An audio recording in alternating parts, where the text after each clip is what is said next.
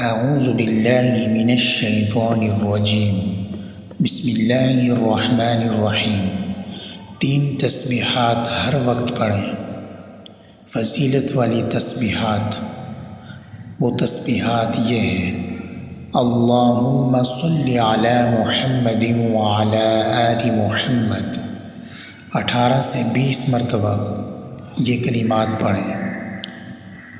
کثرت سے درود پڑھنا ہر دکھ و غم اور بخشش کا ذریعہ ہے۔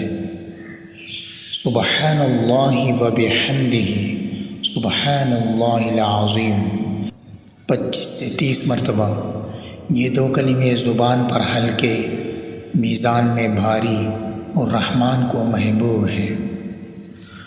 اللہ اللہ ربی لا اشرک بہ شیئا